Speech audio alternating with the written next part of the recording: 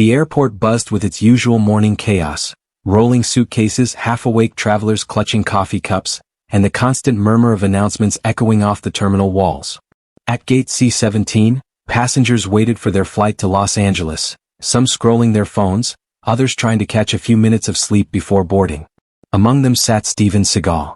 He wore a simple black travel jacket, loose-fit pants, and a pair of worn boots. No entourage, no spotlight, just a man blending in, quietly minding his own business. He sat in a corner seat, sipping green tea from a paper cup, his duffel bag resting at his feet. A couple of people glanced at him now and then, wondering if that really was Steven Seagal, but no one approached. He seemed calm, peaceful, almost invisible. But not to everyone. Officer Coleman, a TSA enforcement officer known around the airport for his short temper and overly aggressive approach, scanned the gate area like he owned it. He walked with a kind of swagger, one born not of confidence but of authority he enjoyed misusing. His eyes darted from passenger to passenger, searching for something, or someone, to challenge. That's when he saw Steven. Not the movie star. Not the martial artist. Not the cultural icon. Just a tall man in plain clothes. With a large bag. Sitting alone. Coleman narrowed his eyes and muttered to himself, "Suspicious." Without hesitation he marched toward Steven with loud, heavy steps. A few passengers looked up, sensing the shift in energy. "Hey!" Coleman barked, stopping directly in front of Steven. "You. Stand up. ID, now." Steven slowly looked up, calm as ever. "Good morning," he replied politely. "May I ask what the issue is?" Coleman ignored the question. "I said stand up and show me your identification. And open that bag." "You heard me." His voice was sharp enough to draw attention. People glanced over, whispering, phones sliding subtly into recording mode. Steven placed his cup aside and rose to his full height, towering over Coleman, yet still composed. "I'm happy to cooperate," he said quietly. "But there's no need to shout." Coleman's jaw tightened. The tension thickened. The crowd grew still. And what Steven did next shocked every passenger watching. Steven reached calmly into his jacket and pulled out his wallet. He handed over his ID with slow, deliberate movements. No sudden gestures, no attitude, just pure cooperation. He had dealt with authority in dozens of countries. He knew how to remain calm even when someone else was trying to provoke him. Officer Coleman snatched the ID out of his hand without a single "thank you." He stared at it for maybe 2 seconds, barely enough time to read the name. Then he tilted his head, eyes narrowing with manufactured suspicion. "This doesn't look right," Coleman said loudly, lifting the ID up toward the light as if he had just uncovered a felony. "Where did you get this?" Steven blinked. "Where did I get it? It's my identification card." Coleman scoffed.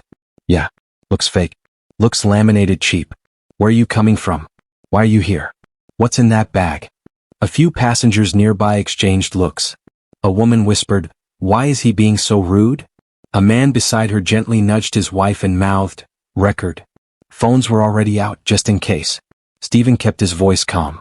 "Officer, you're welcome to verify the ID. I'm not resisting. But you're raising your voice for no reason." "Oh, I'll raise my voice however I want," Coleman snapped, stepping closer. "Too close. We get suspicious people through here all the time. You think wearing sunglasses and a big coat makes you special?"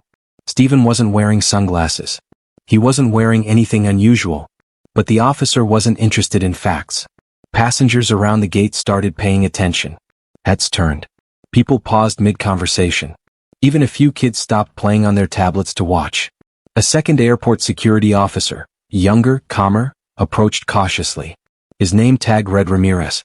"Coleman," he said quietly, "what's going on?" Coleman waved him off. "Just handling a possible ID fraud case." "Possible what?" Ramirez asked, confused. He looked at Steven, really looked.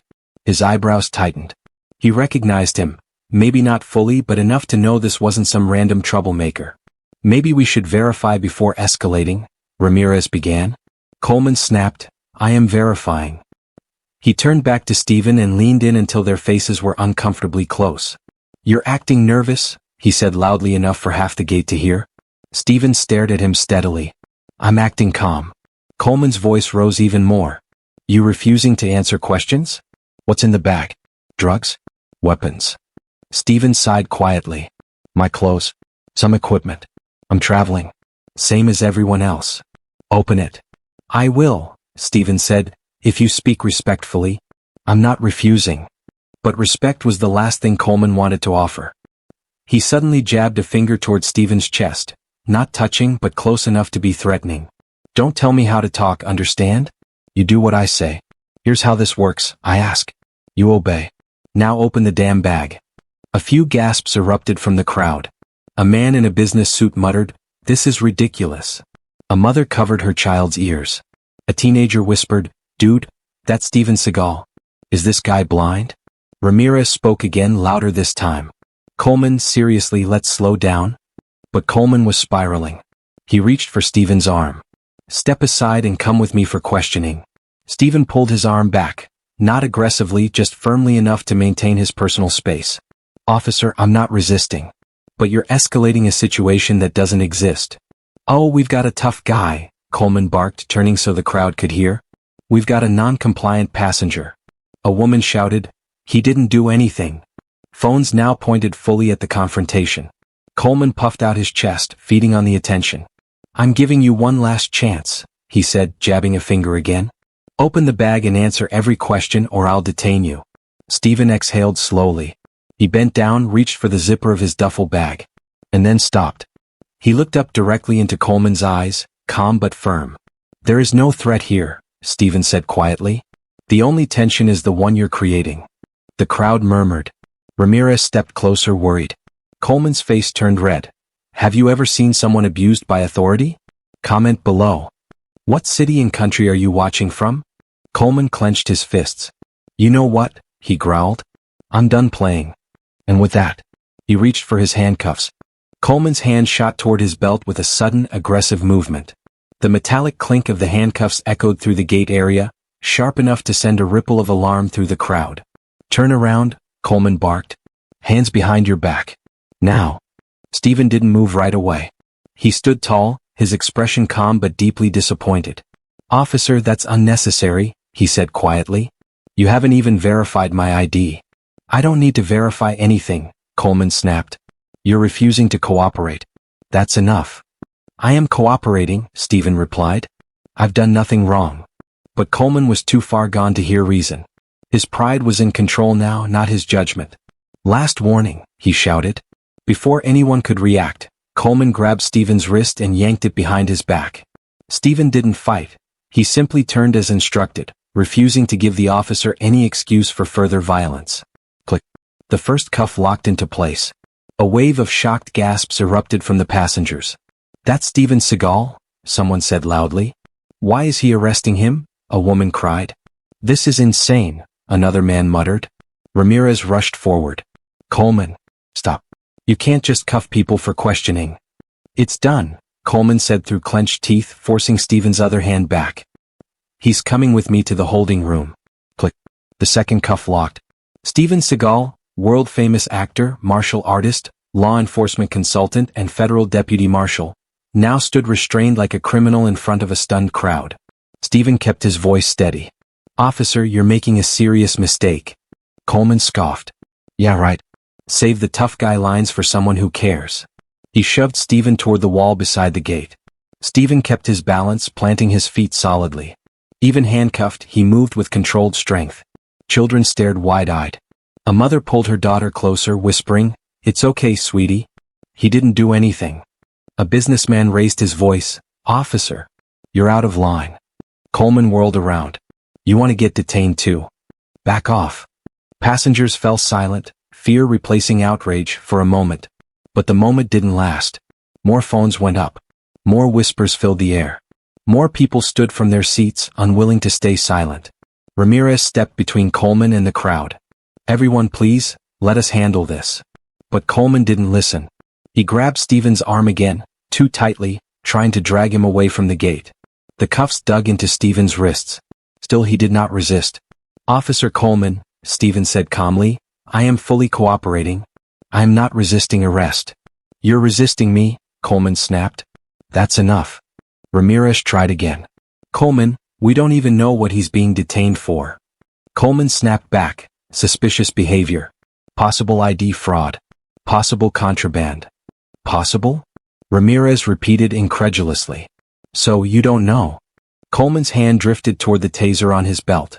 That single movement froze the entire gate. A kid whispered, "Mom, is he gonna tase him?"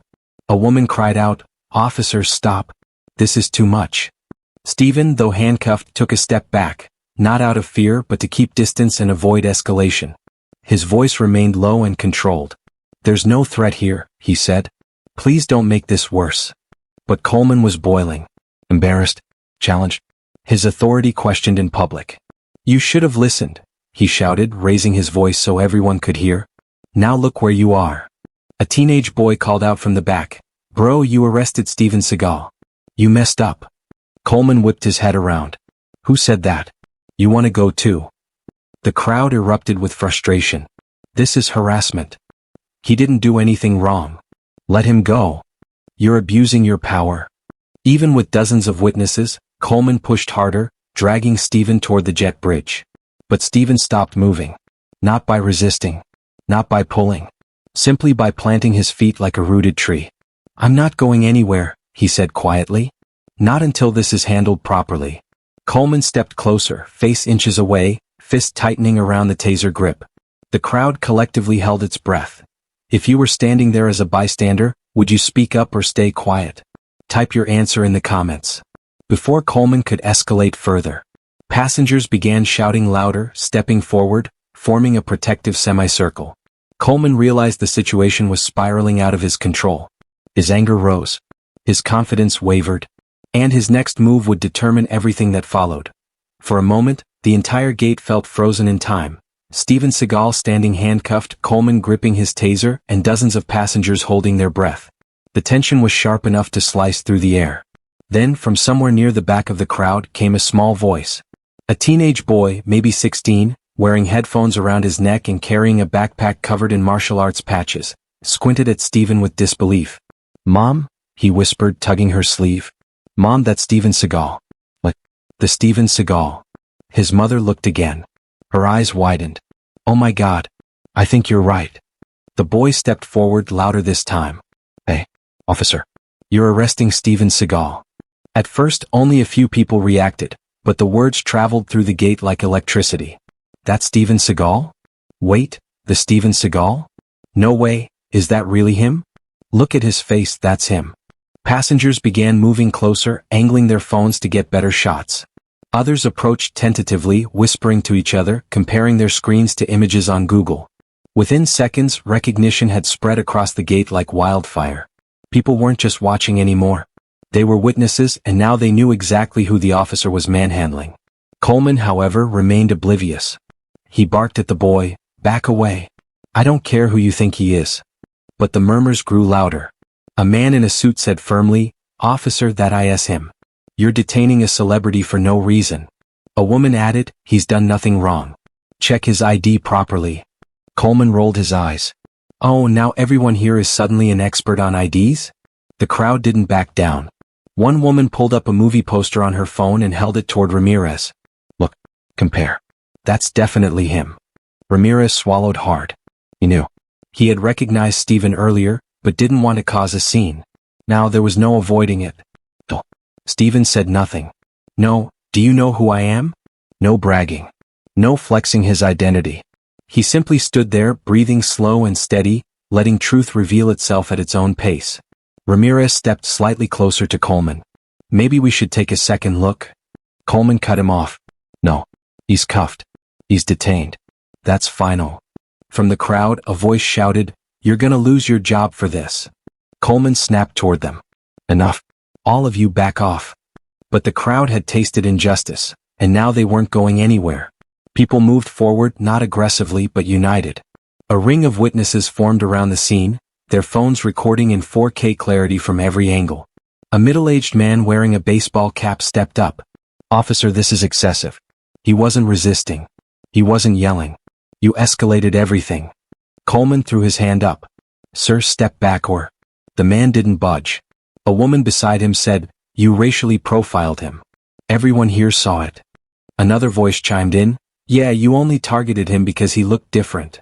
Coleman froze, not with fear but with the kind of defensive anger that comes when the truth hits too close to home. Ramirez tried again, more urgently. "Coleman, let's rethink. I said I got this. Coleman roared. His voice echoed so loudly it momentarily silenced the gate. Steven lifted his head slightly. His eyes moved across the crowd, finding the teenager, the mother, the couple, the business travelers, the young adults holding their phones high. People who didn't know him personally, but who recognized dignity being trampled. Still calm, still grounded, he spoke for the first time since being cuffed.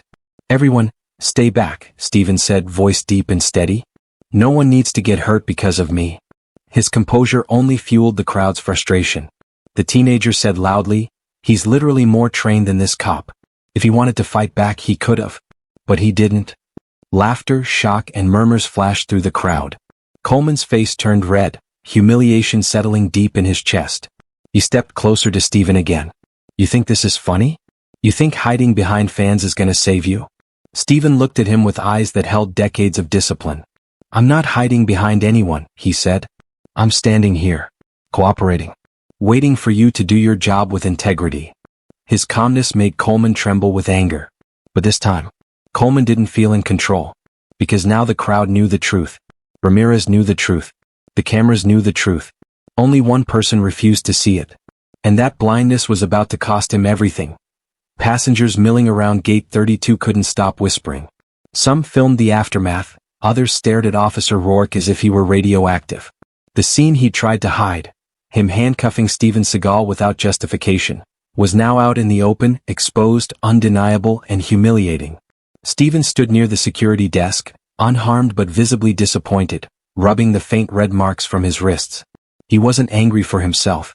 It was the principle, the abuse of authority, the arrogance, the profiling, the way Rourke had stared him down like he was a threat instead of a man simply trying to board a flight. Rourke paced like a trapped animal, breathing hard, trying to regain control of a situation that had slipped away from him. He kept adjusting his belt, his vest, his badge, touching everything except the truth. He could feel the judgment pressing on him from every direction. The airport manager arrives. A sharp voice cut through the tension. Officer Rourke. Everyone turned. Airport security manager Lisa Greer stormed down the hallway, flanked by two senior TSA supervisors. She was stern, composed, and clearly furious, like someone who'd been pulled from an important meeting and given a problem of catastrophic scale. What, she demanded, is happening here? Rourke tried to straighten himself. Ma'am, I detained this man for what charge? She snapped. Rourke blinked. He was refusing to cooperate and... Greer raised her hand. Officer, I saw the footage. Rourke froze. Her assistant held a tablet, already replaying the video from the passenger who'd captured everything. The volume was off, but the imagery was devastating. Steven standing calmly, Rourke shoving him. Steven being handcuffed with no resistance. Passengers nearby watched the confrontation like a live trial. Greer's jaw tightened. You handcuffed a passenger who complied with every instruction. You escalated without cause. You racially profiled him. Yes, Rourke, that's what it is, and you violated protocol. Rourke's voice cracked. No, ma'am, I didn't profile. I was following my instincts. Instincts? Greer said coldly. Your instincts violated his civil rights. Greer stepped toward Steven with genuine respect. Mr. Seagal, on behalf of the airport, I'm deeply sorry. This behavior is unacceptable and does not reflect our policies or values. You were mistreated. Steven nodded politely but said nothing. His silence was louder than any speech. Rourke felt something he hadn't felt in years. Fear. His voice dropped to a whisper. Ma'am, what are you doing? Greer didn't look at him. What protocol requires? She turned to the supervisors. Officer Rourke is suspended effective immediately. Remove his badge and firearm. Gasps rippled through the crowd. Passengers leaned forward, recording every second. It was justice unfolding in real time. Rourke staggered back. Suspended? No, wait, you can't do this. I was doing my job. Greer's eyes were stone. Your job is to protect and de-escalate, not humiliate and harass innocent passengers. You abused your authority. The supervisors approached him cautiously. Officer, badge please. Rourke's hands shook so badly he could barely unclasp it. The moment the badge left his shirt pocket, an entire career collapsed. The passengers react. A woman near the boarding line muttered. About time someone stood up to guys like him. Another added. Finally, justice in an airport for once. A man whispered, he messed with the wrong guy. But the real shift came when Steven finally spoke, calm, measured, but unmistakably powerful. "Officer, power is a responsibility. If you use it to target people instead of protecting them, you don't deserve the badge." It wasn't angry. It wasn't emotional. It was simply true. Rourke looked at him with a mix of shame and disbelief. The man he had handcuffed was now the one lecturing him, without rage, without ego, just moral clarity. The escort out.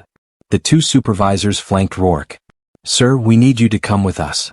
Rourke didn't move. He looked around, the passengers' eyes, the cameras, the staff, and Steven standing tall despite everything. It hit him all at once. He wasn't the authority anymore. He was the cautionary tale. As he was escorted down the hallway, a few people clapped quietly. Not for humiliation. For accountability. Steven didn't smile. He simply watched the man disappear, then took a slow breath. The worst was over. But the consequences? They were only beginning. The gate area, once tense and buzzing with anxiety, had quieted into a murmur of stunned whispers. Passengers were still holding their phones high, some replaying the confrontation, others simply watching Steven Seagal rub his wrists where the handcuffs had left faint red marks. The air smelled faintly of fear and coffee, a mix that reminded everyone how surreal the morning had been. Suddenly, footsteps echoed from the side entrance. A second officer, taller and more composed than Coleman, approached the gate with brisk efficiency. His uniform was pristine, and his badge glinted under the terminal lights. As he neared, his eyes locked on Steven. "Mr. Seagal?" he asked, voice measured but tinged with surprise. Steven looked up, giving a subtle nod.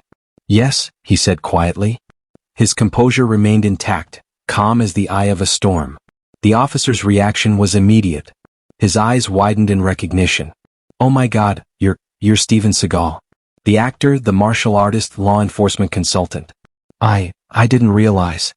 Coleman, still pale from embarrassment, tried to interrupt. I was just following protocol." The second officer ignored him. Instead, he moved directly to Steven. "Sir, I apologize on behalf of my colleague. This should never have happened." Passengers murmured in agreement, some openly voicing their disapproval of Coleman. Phones continued recording, every angle, every word. Coleman's face twisted in frustration and shame. He stumbled over his words. I thought he seemed suspicious." Steven's gaze remained calm but firm. "You judged me before even speaking to me. That's the real mistake." The second officer stepped forward, placing a reassuring hand on Steven's shoulder. "We're going to correct this immediately. He will face full disciplinary action." The crowd began clapping softly, then louder, some shouting their approval. Jaws dropped as passengers witnessed Steven's patience and dignity, contrasting sharply with Coleman's flustered, defensive stance. Coleman's face burned red. He opened his mouth trying to explain himself again, but the words came out weak, hollow, and inadequate. Every witness in the gate had already formed their own judgment. He had no credibility left. Steven took a step forward, addressing the crowd as well as Coleman, his voice low, even yet commanding.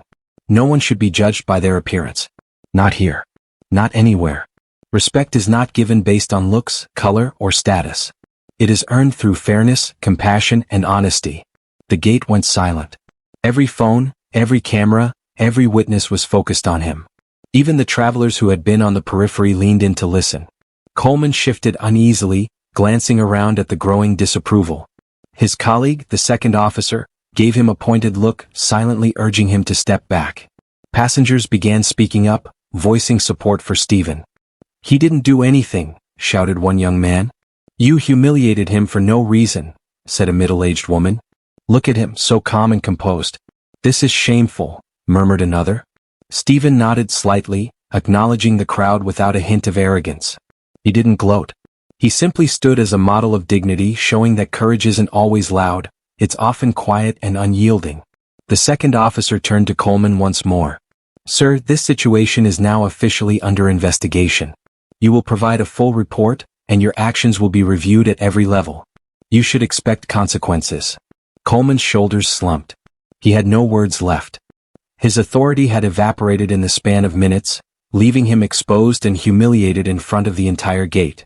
Meanwhile, Steven adjusted his bag, straightened his jacket, and prepared to continue his journey. He gave a subtle nod to the crowd, acknowledging their support. No fist pumps, no theatrics, just calm, quiet dignity that spoke volumes. Passengers continued whispering, some still filming. He handled that so well, and he didn't even need to fight back. Imagine being that composed under pressure, one mother murmured to her child. Steven's final words as he walked toward the boarding gate summed up the lesson perfectly. Authority is a responsibility. When abused, it hurts everyone, not just the person targeted. Stand for what is right, even when you're alone. The crowd erupted in applause once more. Cameras captured every moment. The incident that began as a humiliating encounter for Steven had now turned into a teaching moment, a display of calm courage and unwavering dignity. Do you think the cop deserves to lose his badge after this incident? Share your opinion in the comments below. By the next morning, the footage from Gate 32 had gone viral. What began as a tense confrontation between a passenger and an overzealous officer had exploded across social media. Clips circulated on Twitter, Instagram, TikTok, and YouTube, each video showing Steven Seagal standing calmly while Officer Coleman's arrogance unraveled. Millions of views poured in within hours. Headlines screamed across news sites. Steven Seagal detained at airport. Fans outraged at racial profiling. Celebrity stands firm as cop faces backlash for misconduct. Steven Seagal shows calm courage during airport confrontation. Every headline praised the same qualities: composure, dignity, and quiet strength. Social media users flooded comment sections with shock and admiration. Many expressed anger at Coleman, calling for accountability. Others applauded Steven for the way he handled the ordeal without losing his cool or escalating the situation. The airport issued an official statement. We sincerely apologize to Mr. Seagal for the mistreatment he experienced at Gate 32. Officer Coleman has been suspended pending a full investigation. We are reviewing our protocols to ensure this never happens again. Even mainstream news picked up on the story, analyzing how a single officer's bias could escalate unnecessarily and how public witnesses helped restore accountability. The clip became a case study in civics classes, workplaces, and social media commentary alike. Meanwhile, Steven Seagal shared a statement on his own social media channels. Calm, measured, and dignified, he wrote. No one should be judged by their appearance. Not me. Not anyone. Authority is a responsibility, and respect is earned through fairness, compassion, and integrity. Stand for what is right, even if you're alone. The response was immediate. Fans, journalists, and everyday viewers praised his restraint and leadership. News outlets ran stories highlighting not just the confrontation, but the larger message it carried: dignity under pressure and standing against injustice. Coleman, the officer who had handcuffed Steven, faced intense scrutiny. His personal social media accounts were flooded with criticism, calls for accountability, and public demands for justice. HR investigations, internal affairs reviews, and public statements made it clear the consequences of abusing authority had arrived. At the airport, passengers who had witnessed the incident in person reflected on the power of composure. People who had initially recorded the encounter were contacted by news teams for interviews, all emphasizing the stark contrast between Steven's calm and Coleman's aggression. Steven, true to form, did not gloat or celebrate. Instead, he used the attention as a platform to deliver a universal message. Authority should be fair, not fearful. Judging someone before knowing them hurts everyone. We have a responsibility to respect one another.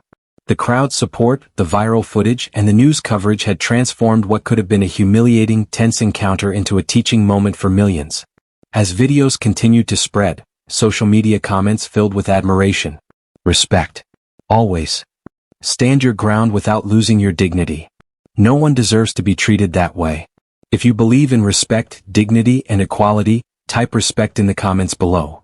What started as a personal injustice at an airport gate became a worldwide lesson. Steven Seagal's calm courage, discipline, and steadfast integrity reminded everyone that sometimes the greatest victories are not physical, they are moral. The airport would reform, Coleman would face consequences, and Steven Seagal would walk away with more than his dignity intact. He left behind a viral message about fairness, courage, and respect for all.